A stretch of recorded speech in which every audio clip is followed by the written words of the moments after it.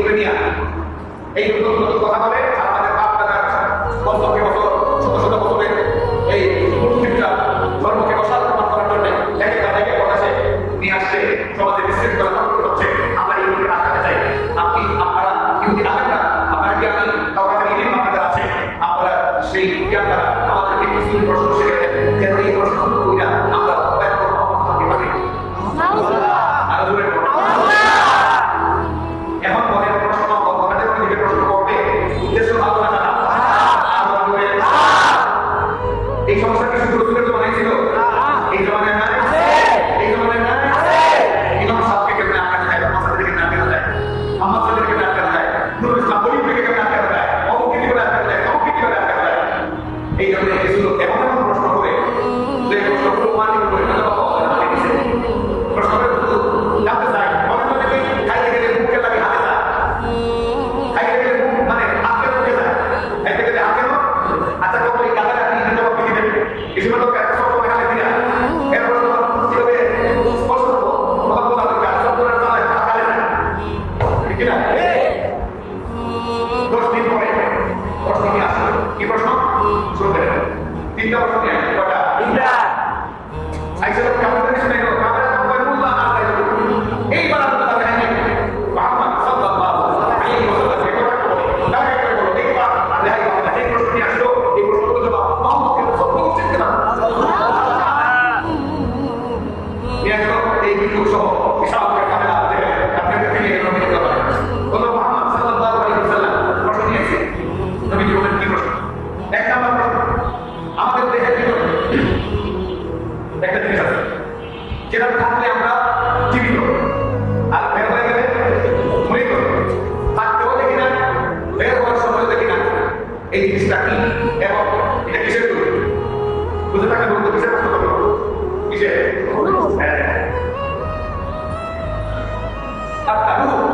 আমার রূপ উঠেছে সেইভাবে নিরো হয়ে যাচ্ছে শুধু বাবা এগুলো তাই পানিতে দেখে ভিতরে যে আত্মা আছে বিশ্বাস করবি আত্মাকে না থাকে হাত পা করতাম এই যে আজকে বাথরুম একদম বয়স্ক মহিলার জানতে বললাম উনি তো বাবা হয় হাত বসে আছে হাত কৌশল করে বেঁধে দেওয়া হয়েছে পাটাকেও চাপিয়ে দেওয়া হয়েছে উনি কি লড়াচড়া করতে পারছেন না আপনাদের মাত্রে ছিল ইন্তেকালের পর পারে কিন্তু যখন জীবিত থাকে মানে আত্মা যখন ভিতরে থাকে তখন আত্মার প্রভাবে হাত ধরে চোখ ধরে পা ধরে এক কথায় আত্মাটা আপনার তার শরীর থেকে যায় এই মুহাম্মদ সাল্লাল্লাহু আলাইহি ওয়াসাল্লাম রূপটা কিসের তৈরি যে রূপটা ভিতরে থাকলে আপনার কথা বলতে পারি মনে ভাব প্রকাশ করতে পারি একটা আর একটা মেহমান করে আমরা লাশ গেলে আর কোনো ভুল না থাকে না আপনি সব হয়ে যায় না ইয়া রাসূলুল্লাহ মুহাম্মদ সাল্লাল্লাহু আলাইহি ওয়াসাল্লাম বলেন সে তুমি বলেন আর কোনো সমস্যা হবে ওই নাম্বার মুহাম্মদ সাল্লাল্লাহু আলাইহি ওয়াসাল্লাম ওই মনীষীকে যিনি গোটা দুনিয়া ভ্রমণ করেছেন যার সফর থেকে দুনিয়াতে মাটি খালি যায় ওই মহান ব্যক্তিটাকে তিনি গোটা দুনিয়াটা সফর করেছেন ওই সমস্ত জীবন কারা যারা একটা ভুলের মধ্যে 300 বছর কাটে কত বছর 300 আমরা ফিলিস্তিন বলে দেয় আমরা সাথে 100 বছর ঘুমা 309 বছর যুবকেরা ঘুমিয়েছে এই যুবকের পরিচয় কি এই তিনটা প্রশ্ন আপনার কাছে সহজ বাইবাল আলাইহিস সালাম স্বাভাবিক করলেন ঠিক আছে আগামীকালকে প্রশ্নের জবাব দেব আজকে চলে যাবো আগামীকালকে বলবো আজকে চলে যাবো কেন চলে গেল নবীজির নাম আল্লাহ তাআলা সকালে দিলেন সর্বমোট 24,000 দিন হয়ে গেছে নবীজির দেশ বদলের সর্বমোট 24,000 দিন হয়ে গেছে সেখানে ইজিলি বিশ্বাস আছেন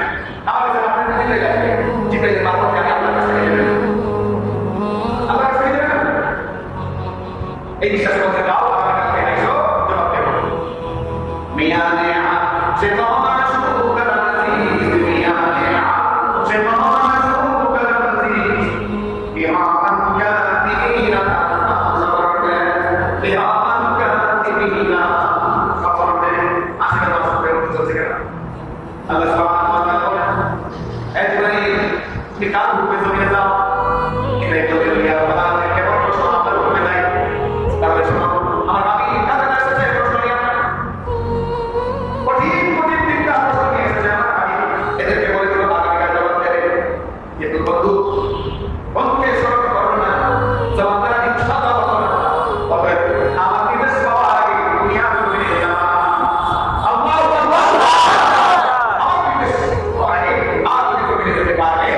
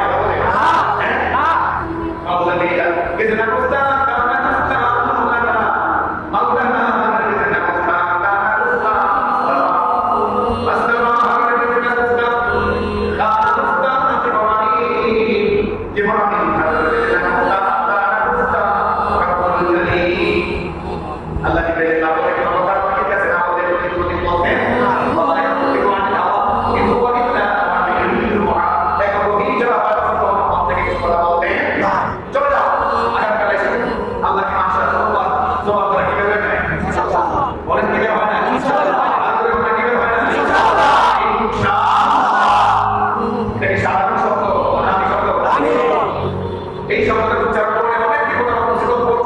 করতে হয়। আগের মাঠে বলেন ইনশাআল্লাহ আমি দূর করে করতে যাচ্ছি। তো রাস্তাঘাটে চোর চামা সমাজ থেকে আপনার রক্ত এবং জান প্রাণকে আপনি জানের জায়গায় মানে পরে ঠিক করেছেন জানেন আপনি এইটা করার সময় মানে তাহলে এই দিনে আপনার হায়াত এবং আপনার বিভিন্ন বিষয়ে আল্লাহ নিজে আল্লাহ এটা হ্যান্ডেল করবেন। আল্লাহ নিজে নিজ দায়িত্বে পরিবর্তন করে আপনার কৃতজ্ঞতা বুঝে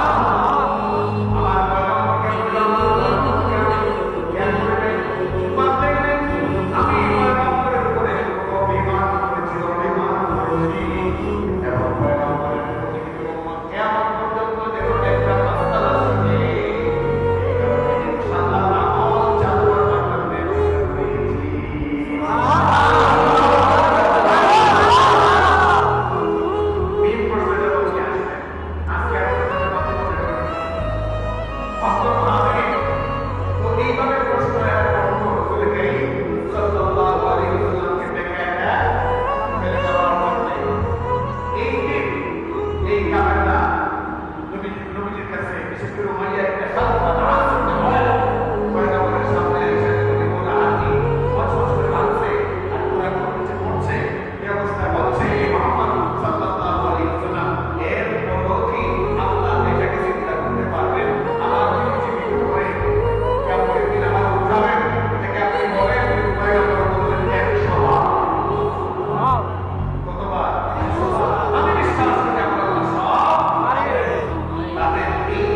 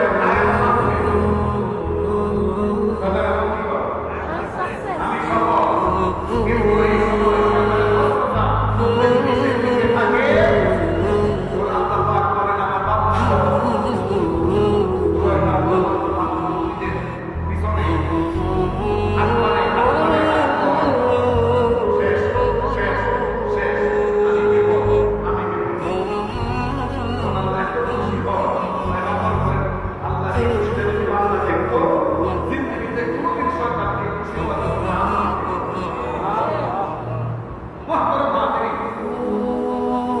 আল্লাহ সুবহানাহু ওয়া তাআলা বলেন,